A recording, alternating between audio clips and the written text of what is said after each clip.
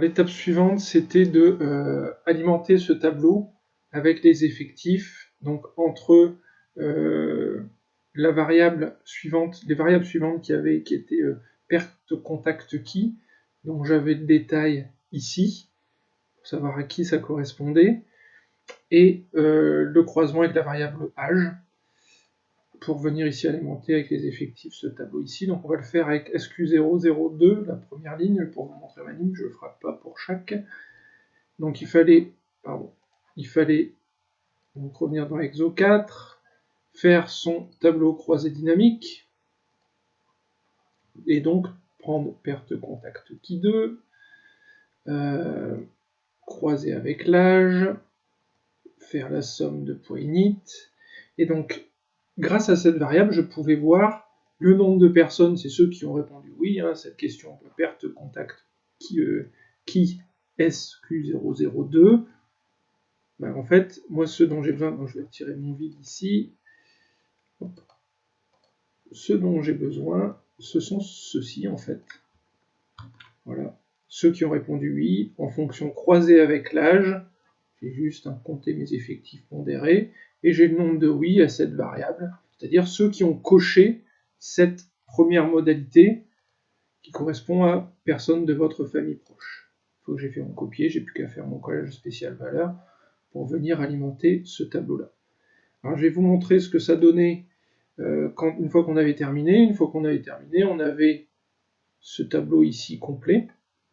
Et ensuite, comme je vous expliquais en cours, le principe c'était de prendre les effectifs pour une modalité. Donc là, par exemple, j'ai fait B9, ici en bleu. Les 18-25 ans qui ont déclaré avoir eu une perte de contact avec quelqu'un de leur famille proche, ben ça, fallait le rapporter au nombre de personnes des 18-25 ans qui ont déclaré avoir eu une perte de contact. Parce que forcément, les autres répondants de cette classe d'âge ne sont pas concernés par cette question. Si on a déclaré ne pas avoir perdu de contact, ça n'a pas de sens de demander avec qui. Donc ces 101, ils font partie de ces 953. Et je regarde le poids qu'ils représentent. Ils représentent 11%. Ça veut dire que parmi ceux qui ont déclaré avoir perdu du contact, 11% d'entre eux, chez 18-25 ans, 11% d'entre eux ont déclaré que cette perte de contact avait eu lieu avec quelqu'un de leur famille proche.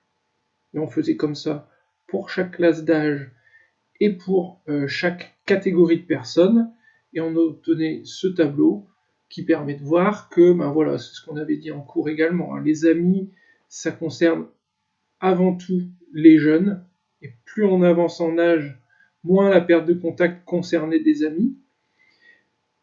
Les jeunes étaient également moins concernés par collègues ou relations professionnelles, probablement parce qu'il y a moins d'actifs aussi, moins concernés par activités collectives. L'activité collective, c'est surtout sur les personnes les plus âgées. Et voilà, globalement, ce qu'on pouvait dire, c'était moins, d'ailleurs, pour personnes de votre famille proche, c'est moins les jeunes. Donc les jeunes avaient plus de pertes de contact, et cette perte de contact, pour les jeunes, elle était avant tout en priorité avec les amis. C'est ça qui ressortait vraiment le plus pour les plus jeunes. On avait vu que pour les personnes âgées, si on prend l'autre extrême, c'était avec des personnes des activités collectives. Quand on est en âge intermédiaire, ça va être un peu plus nuancé. Ça va être parfois famille plus éloignée pour les 25-35 ans. Ici, pour les 25-35 jusqu'à 50-65, on voit des pourcentages importants sur collègues ou relations professionnelles.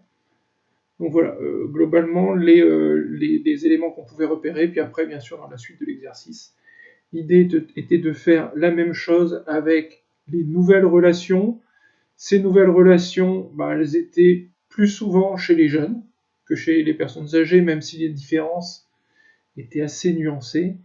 Et ce qu'on avait remarqué, c'était que les nouvelles relations, plus on avançait en âge, plus c'était les voisins.